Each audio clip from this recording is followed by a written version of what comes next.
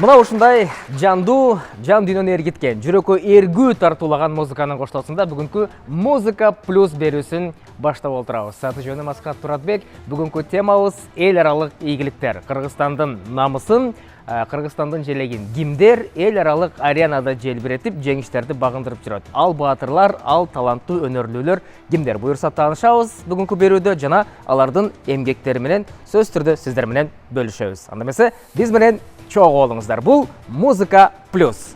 Улуттук канал тартуулайт. Бир калыпта деп коелучу, эми Америка, Африка музыкада байланыштуу. Кыргызстандын желегин желбиретип, дүйнөлүк аренада өлкөбүздүн атын таанытып жүргөн таланттуулар. 5 жашымда полноценный эле ырды жаттап баштадым. Все-таки джаз американский говорит и ваши кыргызские мелодии. Эл аралык жеңиштери Музыка плюс берүүсүндө. Анда эмесе бүгүнкү студиябыздын коноктору кимдер десеңиздер, эл аралык аренада Кыргызстандын желегин желбиретип, Кыргызстандын намысын коргоп жүргөн өнөрлүү таланттуу инсандар. Анда эмесе четинен тааныштыралы дагы маегибизди баштайлы. Кыргыз музыкасын джаз багыты боюнча дүйнөлүк аренага чыгарып жүргөн айтылуу Соленый орешки джаз группасы негиздөөчүсү Бакыт Кыдыкбаев агам жана ошондой эле группанын мүчөлөрү контрабаста жаңы эле эмгегине, талантына күбө болдуңуздар. Эркин мырза, саксофон ойногон Кубан мырза. Дал ушул Соленый орешки джаз группасынын бардык мүчөлөрү баарыбыз сыймыктанып, бир гана биз эмес, дүйнө эли сыймыктанган биздин улуттук консерваториянын ардактуу окутуучулары, мугалимдер. Туура айттым, Бакыт байке? Туура. Жана ошондой эле эл аралык көптөгөн конкурстарда Кыргызстандын атынан чыгып, намысты коргоп жүргөн таланттуу айымдарыбыздын дагы бири бизде студияда конокто. Өзү бекер айтылбайт го, кыздары кыйын кыргыздын деп. Аяна Бекенова. Аяна, саламатсызбы? Саламатчылык. Анан кече жакында интервидение эл аралык конкурсунда кыргызстандык трио Номад экинчи орунду алып, дал ушул баарыбызды сыймыктандырды. Мына ушул конкурстук чыгарманын автору катары бүгүн ал группа Номадты биз бул жакка чакыра алган жокпуз, бирок көптөгөн обондуу ырлардын буга чейин автору болуп келсе, эми мынтип эл аралык деңгээлде дагы эжекемдин ырлары Кыргызстанга ийгилик алып келип отурат. Белгилүү акын эжекебиз Махабат Молдалиева. Саламатсызбы, эжекем? Кош келипсиздер. Рахмат. Бакыт байке, дароо эле сөздү сизден баштайлы. Эл аралык арена, эл аралык ийгиликтер бул сиздер үчүн тааныш нерсе.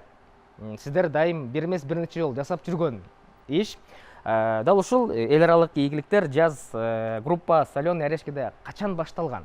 Негизи расмий түрдө биз 2002-жылы театр опера балет Малдыбаев атындагы театрда биз биринчи концерт бердик. Ошондон башталат да биздин чыгармачылык ишибиз. Демек, силердин группа түзүлгөн, бул жакта өзүнүн мекендештерге өнөрүңүздөрдү тартуулап концерт бергенсиздер. Анан сыртка эл аралык деңгээлге чыгуу эмнеден башталды эле? Айтып кеткенде, джаз музыкасы негизи өзгөчө дүйнө.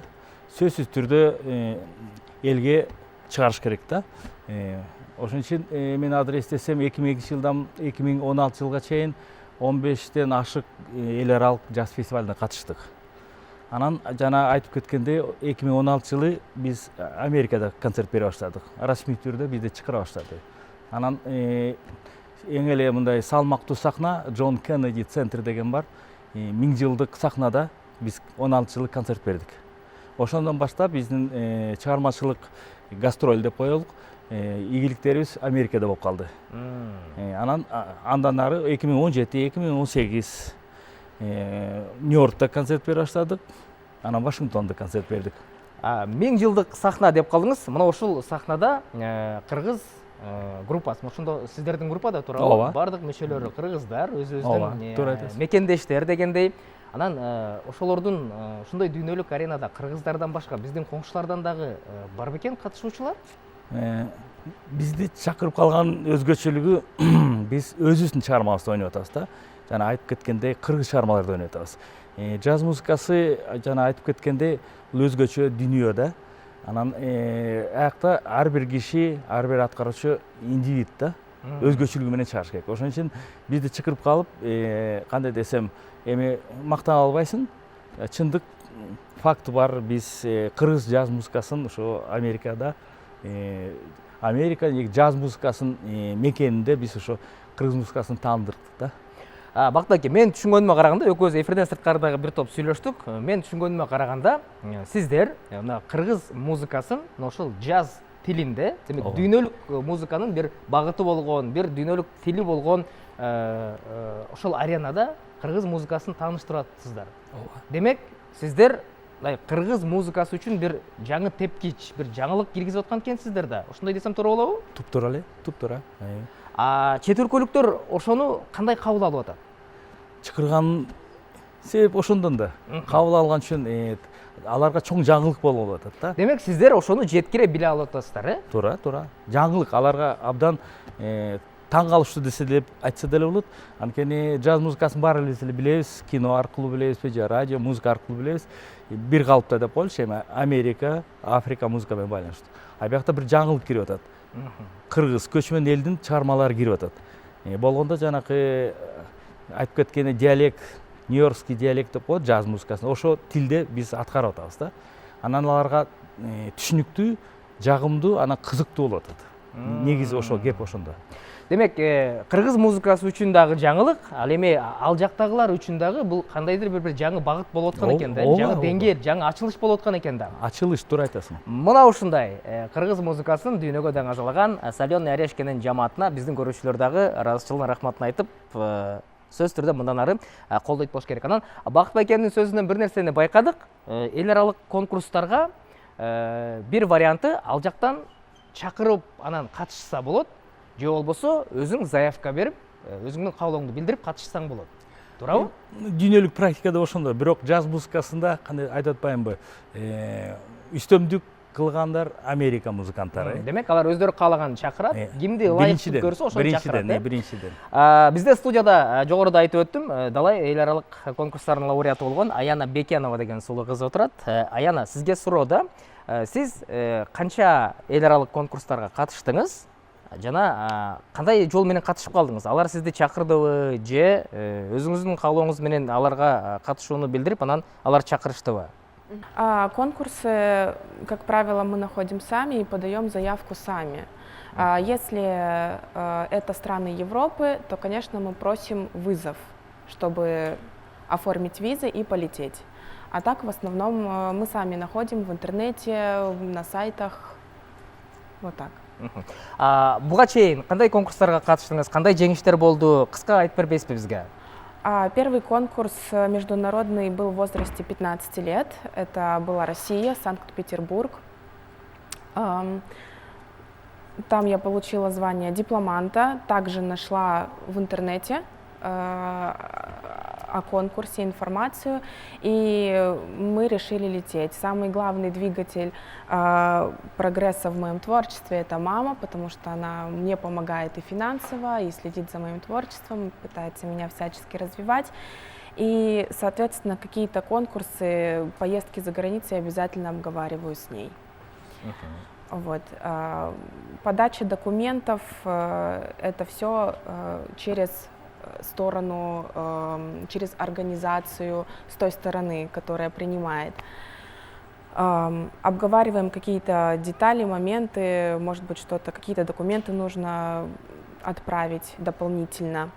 И все. И приходит заявка, что такого-то числа вы поете, первый тур или отборочный тур, и там уже дальше зависит от того, проходим ли мы на полуфинал или финал, и все.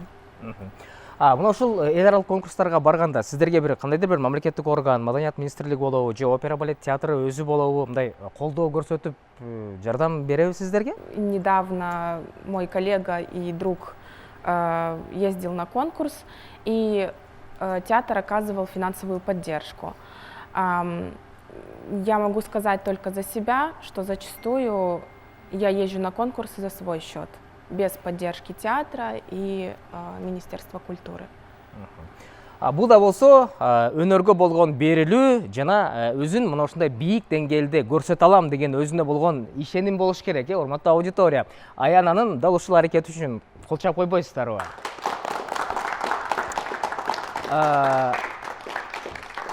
Махабат эже, сизге суроо бергим келип атат. Көп эле кыргыз ырларына, бизде аткарып жүргөн ырларга сөз жазып жүрөсүз, көп ырларыңызга обон чыгып жүрөт дегендей. Анан кече жакында Трио Номадтын эл аралык деңгээлдеги чыгармасы сиздин калемиңизге таандык болуп отурат. Жалгыз Сага, негизи жөн эле обондуу ыр жазыш кандай, анан конкурстук ыр жазуу деген кандай? Айырмасы болобу акындар үчүн? Айырмасы болот. Айырмасы бар. Негизи ошол трио номад ыры ырдап барган ырдын тарыхына бир аз токтолсом, ал Жамиля деген мюзиклдин тексттерин жазгам. Ырлардын тексттерин жазгам. Анан ошондо ал трио номад ырдап барган ыр Данияр менен Жамилянын дуэти болчу. Экөөнүн дуэти болчу. Аны кайра былтыр биринчи Хива шаарындагы Ноорузда Курал Чокоев Элмира деген кыз менен дуэт ырдап барган экен. Анан ошол интервидениеге конкурс жарыяланганда ошо трио номад ошол конкурска ошол ырды алып чыгып, ошол ыр менен катышышкан. Тандоо турунан бул жактан жеңип, анан интервидениеге ырдап барышты. Анан ал жактан ошол экинчи орунду алып келди. Кыскасы баш байгесинен кийинки эле орунду биздин Кыргызстан алып келди. Ырдын тарыхы ошол. Негизи мындай акын катары айтсаңыз да, мына ушундай эл аралык деңгээлде ушул текст жарайт, ушундай ыр болуш керек деген бүтүм стандарт каяктан келет? Кимдер аркылуу берилет? Аны негизи биздин аябай жакшы суроо болду да, муну биздин ырчылар өздөрү ушул конкурска барардын алдында бир издениш керек да, же акындар менен иштешиш керек. Эми мен өзүм жөнүндө айта турган болсом, булго мюзиклге жазылган ыр болуп калды да. Демек бул мурда жазылган, даяр жазылган ыр болуп калды. Анан ошону интерведенияга мындай адаптация кылып, кай бир жерлерин оңдогон учурлар болдубу? Жок, оңдогон учурлар болгон жок. Себеби бул ырдын талабы ошол конкурстун талаптарына туура келип калды да. Анткени ал жерде драматизм керек болгон экен. Өзүнчө бир окуянын түзүлүшү, айтор аткаруу чеберчилиги, вокал, анан музыка менен ошол обондун текстин төп келиши. Баардыгы айкалышкан да. Анан бул жерде аткаруучулар дагы ошол конкурска 3 жигитибиз жакшы тандалган. Менин автор катары жеке оюм, эгерде балким ошол конкурска башка ырчылар кеткенде экинчи орунду камсыз кыла алмак эмес деп ойлойм да. Демек, ырды ошол керектүү бийиктикте, керектүү деңгээлде алар жеткизе алган, вокалисттер. Жеткизе алган, ооба. Ырдын автору катары сиз ошого баа бердиңиз, Ошого баа бердим. Анткени текст дагы, обон дагы, аткаруу дагы баардыгы ошол конкурстун талаптарына төп келип калган да. Ошондой болуп калган. Эми кээ бир учур болот да, кээ бир ырчылар баягы өздөрү жеке инициативасы менен конкурстарга барып катышып, анан баягы байгелүү орундарды камсыздабай келген учурлар болот да. Бул жолу биздин ырчыларга ийгиликтин жылмайганы ошол бардык жагынан төп келип калды да. Бул ошол жана Жамиля деген мюзиклде булар өздөрү байкашып калган экен. Муну буларга Омар деген бала сунуш кылган экен, ырчылардын айтуусу боюнча. Анан алар биринчи кабыл алышкан эмес экен да. Эми бул кандай болуп калат, конкурстук ыр болбой калат го дегенде, ал Өмүрбек деген бала ишенимдүү турда айткан экен. Ошолор менен барсаңар, анда жеңиштүү болот деп айткан экен да. Аны кийин балдар баягы конкурстан утуп келгенден кийин моюндап атышат. Демек ошол баланын көзү жеткен да. Ушундай болгон. Демек, атайын эл аралык конкурска деп жазылган эмес, жок гана буга чейин чыгарма катар болуп, бирок ушундай ийгиликтерди жарата алды, Ооба, жарата. Бул нерсе сизге дагы бир мындай жаңы мүмкүнчүлүктөрдүн эшигин ачтыбы? Негизи мен өзүм баягы акын катары мен өзүмдүн дараметимди айта алсам, менин ырларымдын 80% конкурстук ырлар да. Мен ошол ырчыларга деле айттым, эгерде кийинки жылы башка шаарда өтөт ал конкурста. Эгерде кийинки жылы анда сиздер катыша турган болсоңуздар, мен жалпы эле ошол экран аркылуу айтып кетейинчи. Негизи эле эл аралык ошол кийинки жылкы конкурска катыша турган ырчылар болсо, анда 1 жыл даярданышы керек да. Акындар менен иштеш керек, ага обон жаздырыш керек. Мен бирок ошол конкурска бара турган ырчылар менен иштешүүгө мен даярмын. Бактыбай аке, далай конкурстарга катышып, лауреат болуп жүргөн адам катары айтсаңыздар да, негизи бир иш-чарага даярдануу канча убакытты талап кылат? Мисалы үчүн сиздердин багытта. Кандай десем, жанакы эже айтып кеткенде акындыктар, поэттер, алардын сезими башкачараак болот да.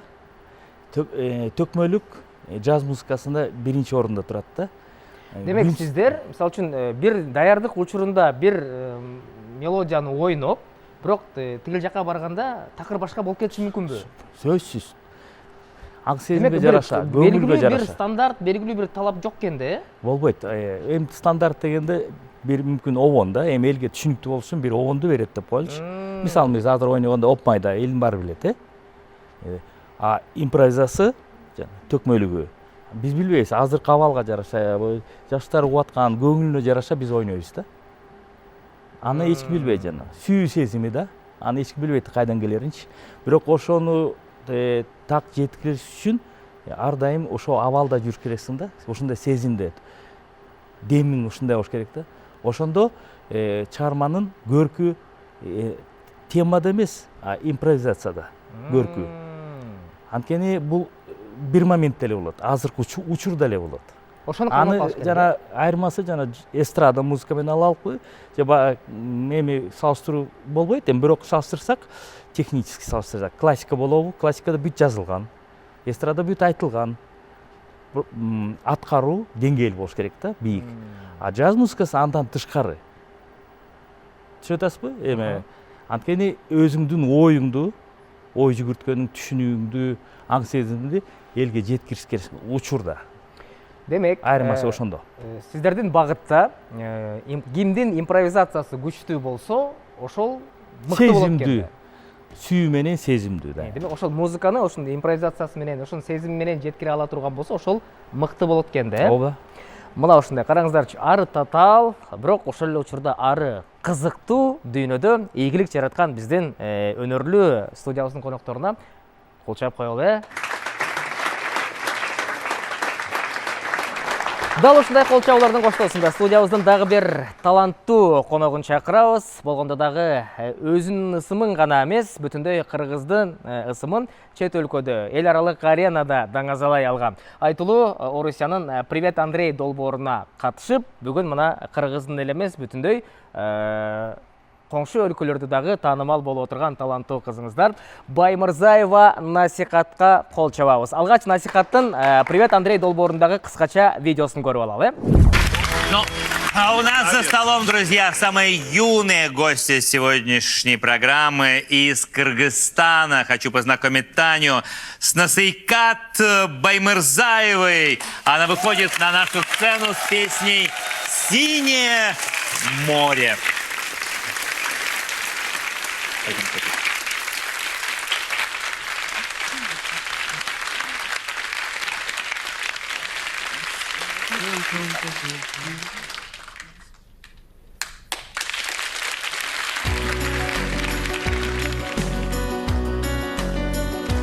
На хороших людей и плохих всех делила ребячья порода. Мы играли в пиратов лихих и отважных бродяг морехода. Кандай гана кубанычтуу, кандай гана бактылуу көзүрмөмдөр. Насихат, кош келипсиз студиябызга. Бул долбоорго Привет Андрейге кандайча болуп катышып калдыңыз? Ким сунуштады? Ошол жөнүндө айтып бербейсизби бизге? Привет Андрей передачасынын редакторлору мен Инстаграм баракчамды көрүп, ырдаганымды жактырышып, менин продюсериме жазышып, бизди чакырды. Демек, алар өздөрү сизди чакырды, Ооба. Анан алар чакырганда кандайдыр бир номер менен кел деп бир талаптарды, эрежелерди айтыштыбы? Ооба, бизге өзү биринчи акапелла ырдап видео жибериңиз деп дешти. Андан кийин минусовка менен «Синее море» деген ырды ырда деп айткан. Демек, ал «Синее морени» алардын талабы боюнча ырдадыңызбы же өзүңүз мурда ырдап жүрдүңүз беле? Жок, алардын талабы боюнча ырдадым. Анан ошол эмгектериңизди жактырып, анан чакырышты. Ооба. Ал жака барганда кандай сезимдер болду, Насихат? Ошо Привет Андрейге барганда кичине толкундандым. Бирок каякта абдан жакшы кабыл алышты мени. Негизи ар бир таланттуу, ар бир өнөрлүү инсанын эли журт билиш керек, тааныш керек дейт го. Азыр мен Насихаттын өзү жөнүндө бир кыска нуска сурайын деп атам да. Насихат, өзүңүздү тааныштырып, канча жаштасыз, ошо жөнүндө дагы айтып берип коюңузчу биздин көрүүчүлөргө. Мен 12 жаштамын. Мен 6 класста окуймун жана музыкалык мектептеги 3 класста окуймун. Музыкага болгон кызыгуу, өнөргө болгон кызыгуу качан пайда болгон сизде? Мен өзү кичине кезимден кичине ырдап жүрчүмүн. 5 жашымда полноценный эле ырды жаттап баштадым. 8 жашымда мени тайнем менен татам Гүлнара Эшбаевнанын кружогуна жаздырышкан. Ошол Гүлнара Эшбаевна мага биринчи толчок берди. Ошондон кийин анан чыгармачылыкка кызыгуу сизде башталган, э? Ооба. Ардактуу эле көрүүчүлөр, эми Насихат менен жөн гана маектешпестен Насихаттын үнүн угуп, жандуу үн менен бир жандуу өнөрүнө, талантына күбө бололучу, э? Насихат, мага жеткен мендеги маалымат боюнча сиз Диана Грудскаянын ырларын, репертуарын жакшы көрөт экенсиз, э? Ооба. Балким ошол инсандын репертуарынан болобу, же жүрөгүңүзгө жакын өзүңүз ырдагыңыз келип жүргөн ырдан бир бизге, көрүүчүлөргө бир жандуу аткарып берип койбойсузбу? Анда мен сиздерге «Крылья добра» деген чыгарманы аткарып беремин. Кана?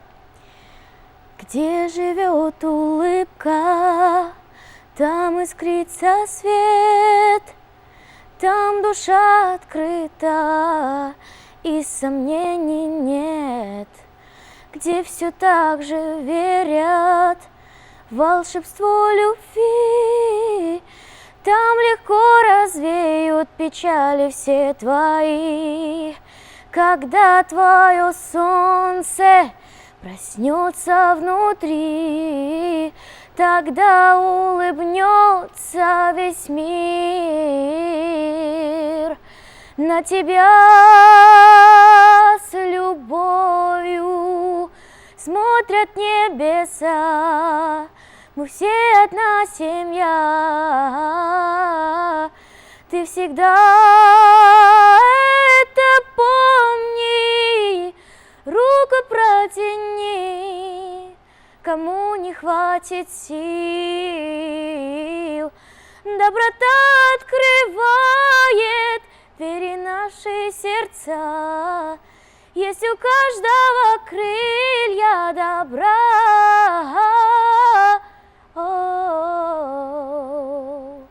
Добра, добра, крылья добра. Колчоулар, рахмат. Мына ушундай үн менен, мына ушундай талант менен буюрса Кыргызстандын желеги дагы да болсо далай аренада, эл аралык ареналарда желбирейт дегендин бул далили болуп кош керек. Программабызды улантабыз. Бакыт байке, чыгармачылыкта негизи мындай эстрада багыты бар, фольклор багыттар көп го. Чоң иш-чараларда эмне үчүн дайыма классика, джаз музыка, классика ойнолот? Бул эң бийик кандай десем искусство деп эсептелет. Мына опера, театр, опера балеттин өкүлдөрү отурат. Бул эң эле бийик интеллектуалдуу деңгээлде аткаруу болуш керек да. Анан ал дүйнөдө бул биздин планетада бул стандарт болуп эсептелет да. Анан ар бир чыгармачыл киши ошого умтулуш керек да. Анткени ошо бийик деңгээлге жетиш бул аябай чоң эмгек. Анан жеткенден кийин сый урмат. Ошон үчүн жанакы классика музыкасы 600 жыл болду, элестетпесеңер кандай тажрыйбасы бар. Джаз музыкасы 120 жыл болду. Ошо менен салыштырмалуу да. Анан түшүнүктүү фольклор бар, ал элдик чыгармалар. Ал жөнүндө сөз жок. Бирок дүйнөдө стандарт бар. Мына биз стандартты абалда отурабыз. Кийимибиз, жүргөн турушубуз, тамактанганыбыз бул стандарт да. биздин Кыргызстан светский общество деп эсептелет. Ошого байланыштуу сөзсүз түрдө ошо жана айтып кеткен сөздөрүңөр ошо так келиш керек да. Демек, бул ошолчо бийик талапка жооп бериш үчүн чыгармачылыктан сырткарыдагы мына ошол өнөрдү аркалаган адамдарда интеллект болуш керек экен да. Сөзсүз. Ансыз жанакы айтып аткан сөз таланттан тышкары интеллект айырмасы чоң. Анан өзгөчө кандай десем, сүйүү, жан дүйнөңдү бермейинче ал деңгээлге жетиш оңой эмес. Анан кайсы бир багытта адам эмгек жасагандан кийин, мисалы үчүн сиздер джаз музыка ойноп жүрөсүздөр, кыргыз музыкасын ошол тилге салып жүрөсүздөр. Эми ошону мындай калыптандырып, ошону силер ойногондо эле угуп тим болбостон, каалаган учурда дайыма уга тургандай кылып, билбейм, бир альбом чыгаруу же болбосо чет өлкөгө барып ошол концерттерди дагы да байма-бай берүү тууралуу кандай иш-чараларды кыласыздар? Позицияны бекемдеш үчүн. Түшүнүктүү. Азыркы турмушта баарында информация телефон, YouTube аркылуу алышат да. YouTube'да биздин аткаруулар жанакы айтып кеткенден 16 жылдан берки азыркыга чейин бүт аткарууларыбыз YouTube'да бар. Андан тышкары биз 2021-жылы Кудай болду бизди эң атактуу джаз музыкант, продюсер, инженер Грэмми алган лауреат чакырып калды. Биз күзүндө ошо 21-жылы өзүбүздүн биринчи Америка Кошмо Штатында биринчи альбомубузду чыгардык. Анын альбомдун аты Ата бала. Сымыктан ансак болот, анткени биздин продюсер, инженер Грэмми алган киши. Джон Ли деген киши да. Анан ошо альбом азыр дүйнөгө таралып атат. Ар кандай площадкаларда Spotify болобу, Яндекс.Музон болот го, ошо аркылуу элдер угуп атышат. Мына ошол альбомго кайсы кыргыздын белгилүү музыкалары кирди эле? Аны өзүңүздөр тандап киргизгенсиздер да туурабы, же бирөө жарым сунуштаганбы сиздерге? Бирге макулдашуу менен. Альбомдун аты Ата бала болуп калганы, анткени биз кыргызбыз. Ооба. Биринчи кыргыз альбом болуп атат. Сөзсүз түрдө кыргыз чыгармалар, элдик чыгармалар. Сарой, Оп майда айткандай. Анан Калым Балдабасановдун чыгармасы бар. Анан биздин өзүбүздүн чыгармабыз бар. 2-3 чыгарма. Негизи альбомдо 10 чыгарма бар. Ошонун 10 чыгармасы 8-и сөзсүз биздики болуш керек да. Кыргыздыкы же өзүбүздүн авторлуктук болот да. А 2 чыгарма сөзсүз түрдө Американын музыкасы болуш керек да. Демек, бул жанр ошол жактыкы болгон үчүн алардын дагы музыкасы кошулуш керек, э? Сөзсүз түрдө Америкада жасалып аткандай элдер угушат да. Анан алар биздин чыгарма аркылуу биздин дүйнөбүздү көрүп, суктанып, анан алардын дүйнөсүндө көргөзүш керек да. Сый урмат да негизи. Сөзсүз 2 чыгарма болуш керек. Соленый орешке джаз группасынын мүчөлөрүнө дагы суроо бергим келип атат. Мынакей Эркин отурат, Кубан отурат. Орус тилинде деле жооп бере берсеңер болот. Жигиттер, биз дүйнөлүк сапаттуу музыканы угуп, аябай тамшанабыз, таң калабыз го. Ал жакка барып дагы биздин музыкалар ойногондо, алардын реакциясын көрүп, сиздерде кандай сезим болот? То, что мы исполняли нашу кыргызскую музыку, им, особенно вот директору этого клуба, например, мы где играли в Бёдленде в Нью-Йорке, им очень сильно понравилось. Он говорил, я такую музыку, говорит, еще не слышал нигде, говорит. Потому что, говорит, все-таки джаз американский, говорит, и ваши кыргызские мелодии. Это, говорит, что-то для нас, говорит, новое, говорит. Вы, говорит, должны, говорит, эту музыку, говорит, людям, говорит, больше играть, говорит, не только, говорит, у меня, говорит, можете где-нибудь там еще в Европе, говорит, выступить, говорит, потому что, говорит, все-таки эта музыка, говорит, какая-то новая. И он, говорит, сказал, что мы могли приехать в следующем году еще раз выступить у него в клубе в этом легендарном. И вот с тех пор вот мы почти вот 2 раза выступили у него, в Вашингтоне тоже выступали с этой программой. И вот в этом году мы тоже как бы постоянно думаем что-то придумать, какие-то новые композиции, и вот планируем, может быть, в следующем году выступить опять в Америке.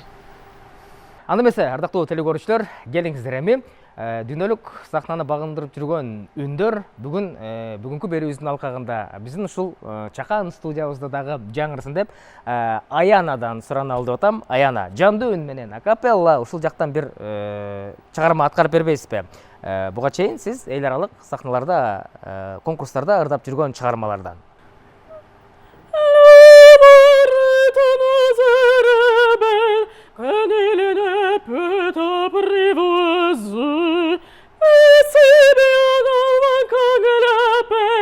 Celui qu'on vient de refuser, sa prière, la parole bien le triste, que je préfère, il n'a rien dit, mais il me plaît. L'amour,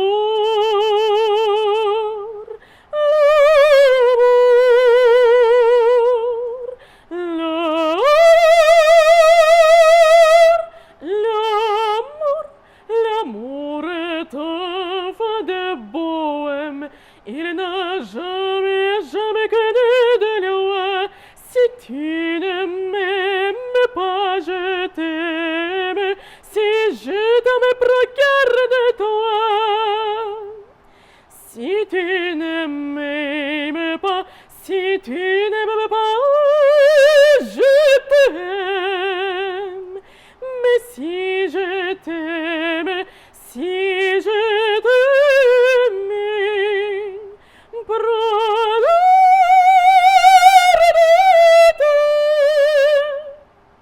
Қол чабуулар, талантыңызға тайсын.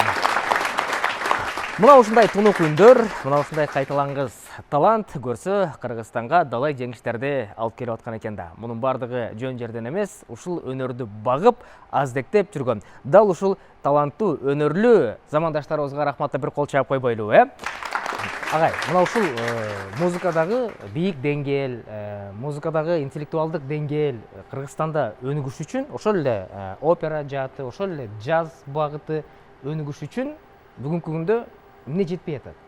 Колду. Көбүрөөк мына бүгүн сиз чыкырып калдыңар. Көбүрөөк чыкыргыла, көбүрөөк аткарабыз, көбүрөөк айтабыз. Жаштар угат, мен ойлоп атам, бул жаш жигиттер, балдар биринчи жолу угушуда джаз музыкасын.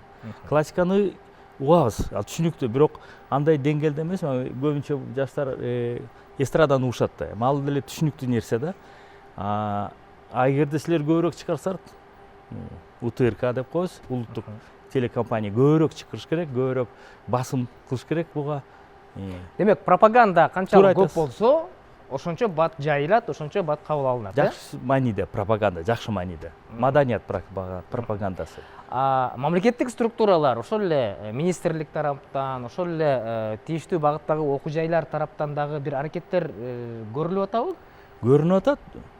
Ансыз биякта болмок эмеспиз да. Көрүнүп атат, бирок аз да, аз. Эми салыш керек да, жак кошуналарыбыз Алматы аулы, Астана операсы бар, билет. Кандай деңгээлде? Жакында биз уктук, Тажикстанда театр опера балет, Парижде гастроли болуп атат. Чоң жетишкендик. Бизки да театр опера балет Испания барат, бул да жакшы. Канчалык көбүрөөк ошо айтылса, канчалык жаш муундар барса, дүйнөнү көрсө, элди көрсө, ошончолук коомчулук көтөрүлөт. Аң сезим, чыңгыз айтып аткан сөздөр да, күн сайын иштеш керек, адам болуш, бул аябай чоң эмгек. Анан мамлекет сөзсүз колдоо керек мамлекеттин. Демек, ардактуу көрүүчүлөр, байкадыңыздар, музыка угуп адам жөн гана эс албастан көрсө, өзүн интеллектуалдык жактан дагы өстүрүп, өзүнүн дүйнө таанымын кеңейткенге жакшы мүмкүнчүлүк болот экен да. Аяна, мына ушул күнгө чейин сиз кайсы өлкөлөрдө конкурстарда болдуңуз? Россия, Казахстан, Италия. В Италии это вот одна из последних поездок, предпоследних поездок.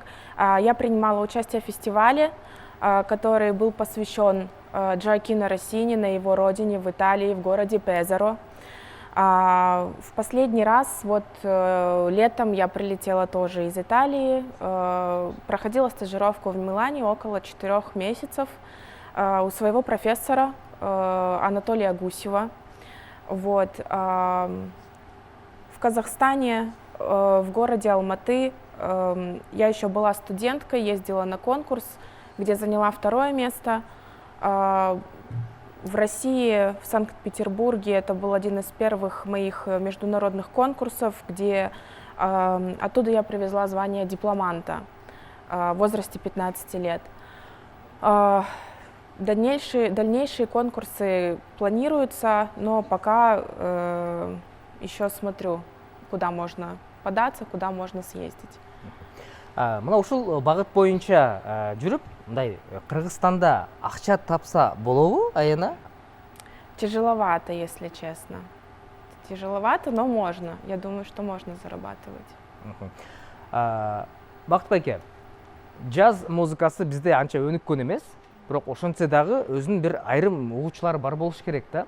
Анан аудитория болгондон кийин ойногуң келет, бирөө угуп атса, музыка ойногуңуздар келет да силердин делечи. Ооба. Анан ар бир иш-чарага катышуу өзүнчө бир чыгым. Барыш керек, инструменттерди алып барыш керек, группаны керектүү инструменттер менен камсыздаш керек. Ошол чыгымдарды бүгүнкү күндө сиздер кандай кылып жабасыздар? Өзү кандай акча жол менен акча табасыздар? Бул азыркы турмушка ылайыктуу суроо. Бирок музыкант деген түшүнүк бир башкача түшүндүрүү менен айтып берейин. Мисалы, сиздер айтып кеттиңер, бул технический жактарын айтып кеттиңер. Ташып, алып келмей, акча тапмай. Чыныгы музыкантка бул экинчи ролдо тема. Биз ал жөнүндө ойлобойбуз. Мына бүгүн көрдүңөр, мен эринбей ташып келдим. Ар бир темир семирлерин көтөрүп коюп, мен ал жөнүндө ойлобойм. Ошо алып келген үчүн акча сурабайм. Эми түшүнүк бар мындай, кандай десем, биз Кыргызстанда жашайбыз. Бул джаз музыкасы жана айтып кеткенде процентный отношение аз угушат, бирок бар. Анан чыкырган сайын биз ойда келбейт, биз чыкырса эле болду деген ой менен барабыз. Укса эле болду депчи. Анткени бизде мына азыр жаштар отурат, бирөөсү ошо джаз музыкасын сүйүп калса, мага жетиштүү эле ошо. Мага жанакы эстрада музыкасында стадион чогулткан кереги деле жок. Анткени кандай десем, бул орусча айтканда это крест да. Түшүнүк бар го ушунда биз же мына азыр кандай сон арияны ырдалды, муну ырдаш үчүн кандай эмгек керек. Бирок бул эмгекти түшүнүш үчүн кичине башкачараак болуш керек да, жүрөгүң ачык болуш керек. Анан ал жөнүндө ойлонбойт. Бирок киши ушундай деңгээлде, ушундай жанрда аткарган киши ал ой жүгүртүүсү башкача болот. Ал эми азыркы турмушка мүмкүн чак келбейт, акча маселеси жөнүндө ойлонбойт. Ошо жөнүдө болсом эле дейт да. Определенный бир чыгымдар жабылып туруш керек го, адам Эми жан багыш керек го деген сыяктуу да. Вот ошон үчүн айтып атпаймынбы, кимдер жакшы багып атат? Эстрада аткаруучулар, алар элди көп чогултат. Жок, алар эстрада багыты бүгүнкү күндө жан багып эле тим болбостон пайда да таап атат. Ошо айтып атпаймынбы? Биз андан пайда, биз үчүн пайда эл укса эле болду да. Бул мисалы акындар, бизде аз да акындар. Ал манасчылар деп коелук. Ченемдүү эле да. Анан алар кантип акча табат? Ал акча табам десең, манасчы болбойсуң эч качан, акында боло албайсың. Демек, мындай ошол багытты түшүнгөн, музыканы түшүнгөн бир чакан аудиторияда бул мындай чакан бир чөйрөдө ойнойт экенсиздер да, туурабы? Ооба. Иш-чараларга катышат экенсиздер. Ошону каалаган, ошону сүйгөн, ошону түшүнгөн аудиторияда ойнойбуз. Бизде бүгүнкү күндө ырчылар үчүн бир жакшы даяр рынок бар. Бул биздин элибиздин болуп аткан жакшылык тойлору да. Аяна, сиз кыргыз тойлоруна чыгасызбы? Мына ушул опера жаатында ырлар менен.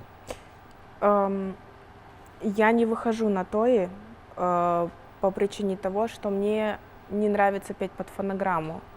Так как я классик, мы классики, и предпочтительнее петь с оркестром или под рояль, но это лично мое мнение. Мои коллеги выходят. Демек, өзүңүздүн каалооңуз менен чыкпайт экенсиз да, насихатка суроо бергим келип атат да. Насихат, Привет Андрейге барганга чейин сизди интернет айдыңында кыргыз аудиториясы билчү да. Привет Андрейге баргандан кийин атактуулук дагы ашты, туурабы? Популярдуу боло баштадыңыз. Анан жакшылык тойлорго чакырган, ар кандай иш-чараларга чакырган жагдайлар көбөйдүбү? Тойлорго чакырган көбөйбөдү. Бирок сынактарга көп эле чакырышты. Алдыда жакынкы күндөрү кайсы сынакка баруу планда турат?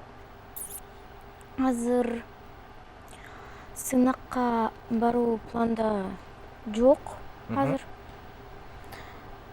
Бирок биз голос детиге заявка таштабыз. Ой, хотим оставить заявку, ошо «Голос дети». Пока что Демек, ал жақтың талаптары менен тааныштыңар, эми катышуу үчүн өзүңөрдүн каалооңорду билдирип атасыздар, Буюрса, дал ушул сынактан көрүп калышыбыз дагы толук мүмкүн экен да, пока еще неизвестно. Бирок сөз түрдө ошол жака насихаттын барышына буйрук насип болсун деп кол чаап коебуздар. Себеби дегенде үнү бар, таланты бар адамдар сөзсүз даңазаланыш керек, сөзсүз керектүү аянттыда өздөрүнүн өнөрүн көрсөтүш керек.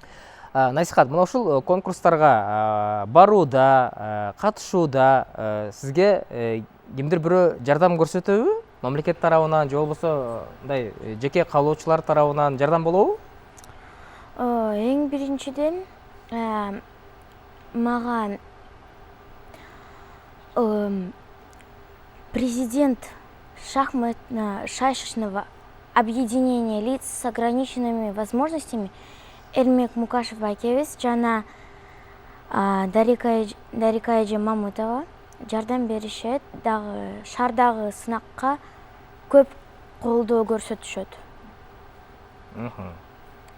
Жана менин жакын туугандарым, агайларым, эжелерим жардам беришет. Ооба, андан айска сен эч убакта унутпашың керек, сенин артыңда миллиондогон кыргыз аудиториясы сенин талантыңды колдоп, коштоп турганын эч качан унутпа. Сүйлөштүкпү? Ооба. Мына ушундай. Махабатчы, бардык нерсенин өзүнүн баасы бар да, өзүнүн наркы болот.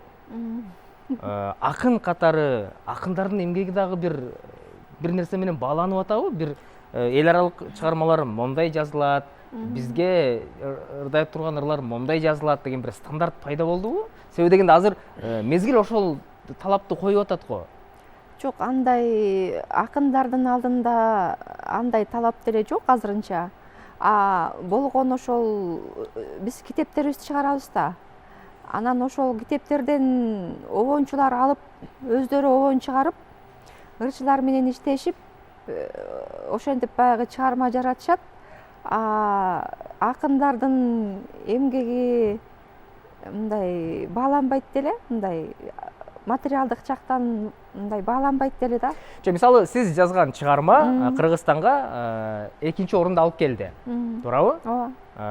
Жигиттер сыйланды, конкурстун өзүнүн шарттарына ылайык белек бешкектерин өздөрү алды да. Ал эми ошол чыгарманы жаратуучулар көз жаздымда көмүскөдө калып калдыбы? Кандай болуп калды?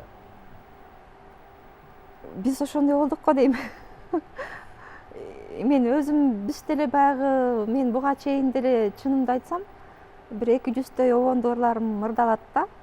Мен ошол алгач ушул Апаз байке, Апаз Жайнаков көзү тирүү кезинде ошо обон чыгарып кеткен. Анда мен белгилүү деле төбөсү көрүнгөн акын боло элек болчумун да.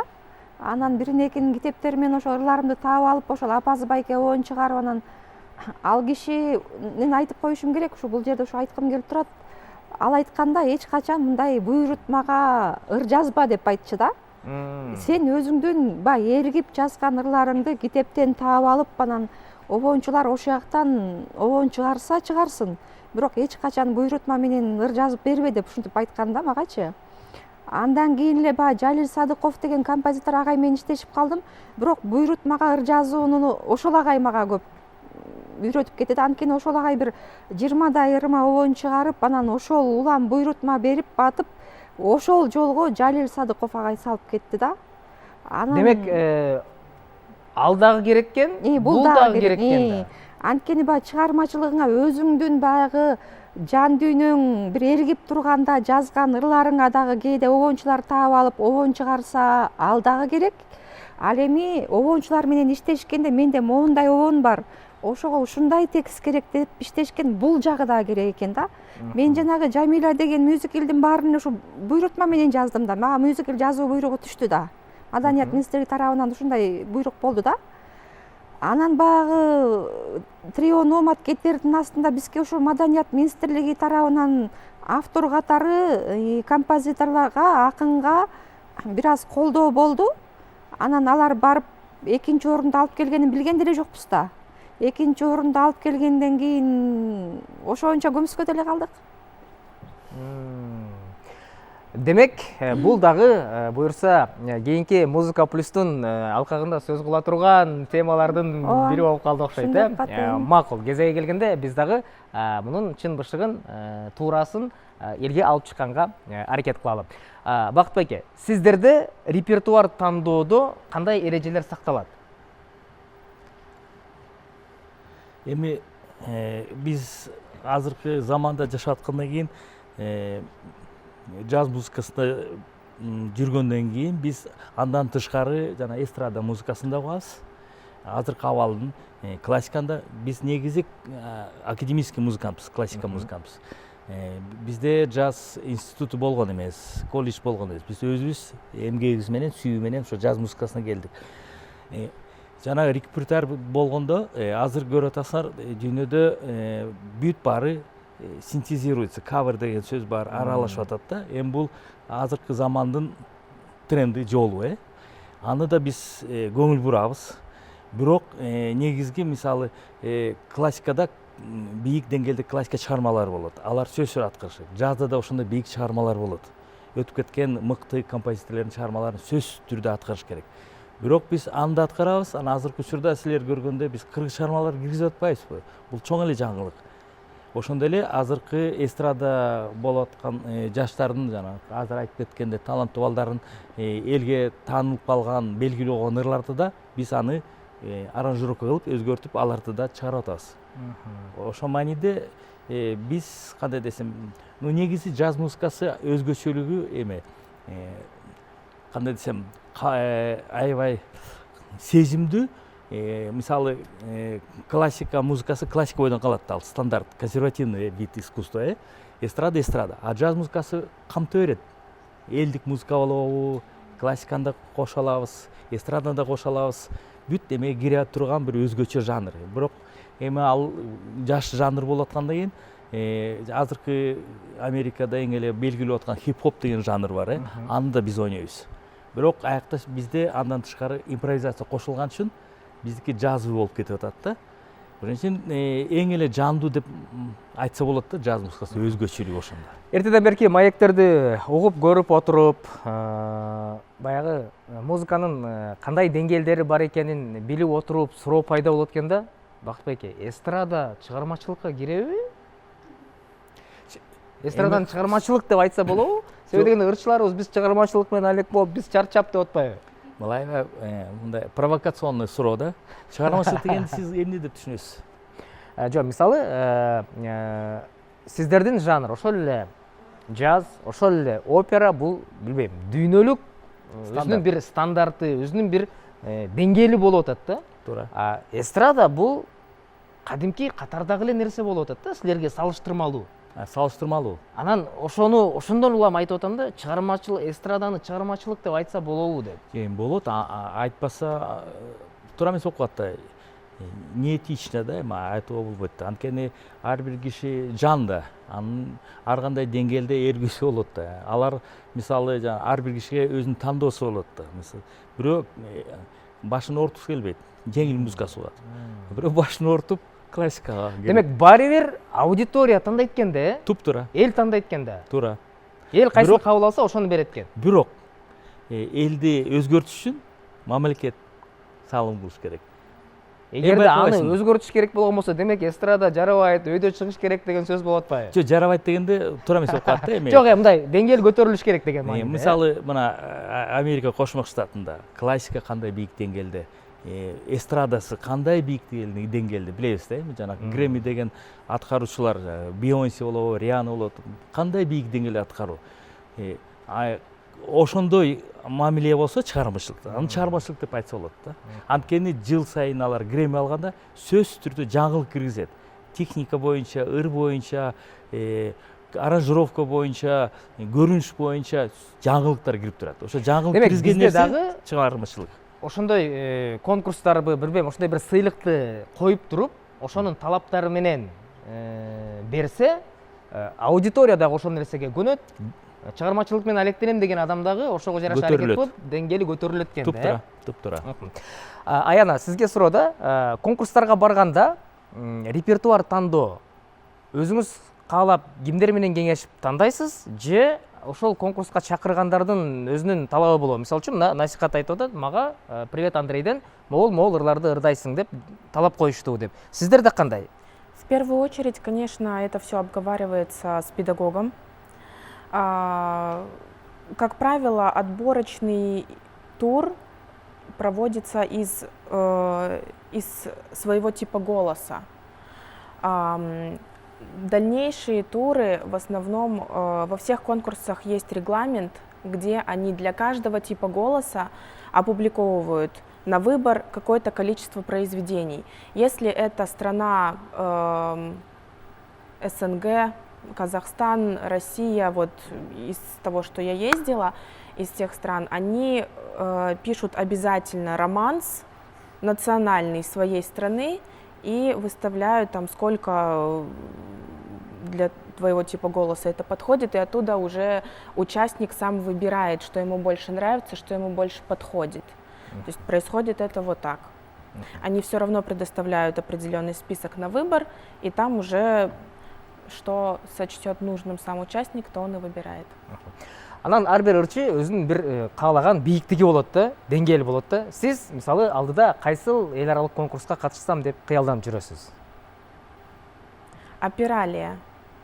Апиралия, Кардифф — это такие конкурсы уже мирового масштаба, где сидят корифеи и мэтры оперного искусства, где сидят агенты, менеджеры для оперных певцов, которые в дальнейшем будут продвигать на мировых сценах. Мына ушундай ардактуу телекөрүүчүлөр, айланып келип эле баардык нерсе баягы элдин колуна түшөт экен, аудиториянын колуна түшөт экен, туурабы? Эгерде сиздер, биз бийик деңгээлде талап кыла турган болсок, ушул чөйрөнү аркалап жүргөндөр дагы ошого умтулуп, алар өздөрүн өстүрүп, эмгектерин тартуулап, анын аркасында аны угуп көрүп билген көрүүчүлөрдүн дагы деңгээли көтөрүлөт экен да. Сапатка умтулалы, Музыка Плюстун бүгүнкү чыгарылышы, ардактуу телекөрүүчүлөр, эл аралык ийгилик деп аталды. Демек, эл аралык ийгиликке жетиш үчүн ошондой деңгээл керек. Мына ушул студиябызда отурган бүгүнкү меймандардын бардыгы мына ушул керектүү деңгээлди багындыра алган инсандар болду. Эми алардын жараткан эмгектерин колдоо алуу, сүрөп алуу албетте сиздин колуңузда. Мына ушундай нотада бүгүнкү программабызды жыйынтыктайлы. Анан музыка менен баштаган берүүбүздү музыка менен жыйынтыктайлы. Мен сахнага, бүгүнкү Музыка Плюстун сахнасында Привет Андрей долбооруна катышып, кыргыздын атын чыгарып отурган Баймырзаева насихатты чакырайын деп атам. Насихаттын бир жакшы чыгармасы менен бүгүнкү берүүнү жыйынтыктайлы. Аты жөнүм Аскат Туратбек. Кайрадан эфир аркылуу көрүшкөнчө бар болуңуздар.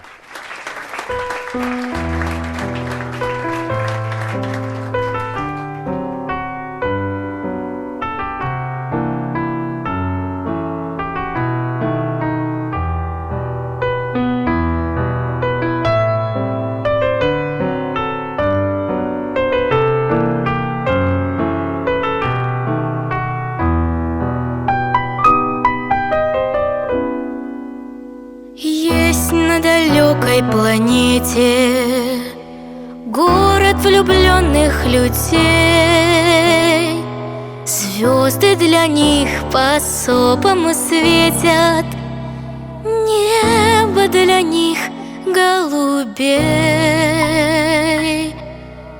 Белые стены над морем, белый покой и уют. Люди не ссорятся, люди не спорят, люди друг другу поют. Посидим, помолчим, все само пройдет, и растает гнев, и печаль уйдет. Посидим, помолчим, не нужны слова, виноваты мы.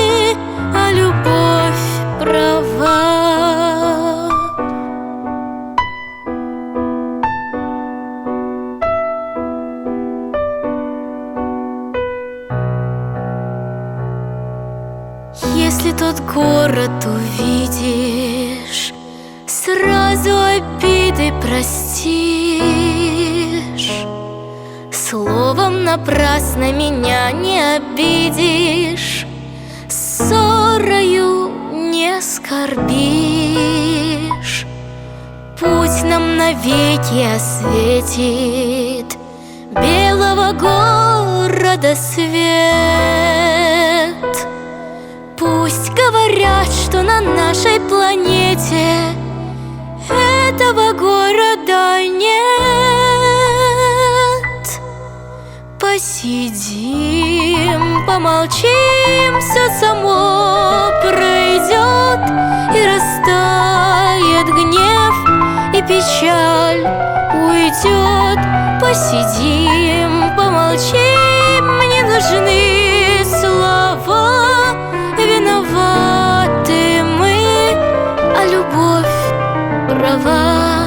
Посидим, помолчим, все само пройдет, и растает гнев, и печаль уйдет.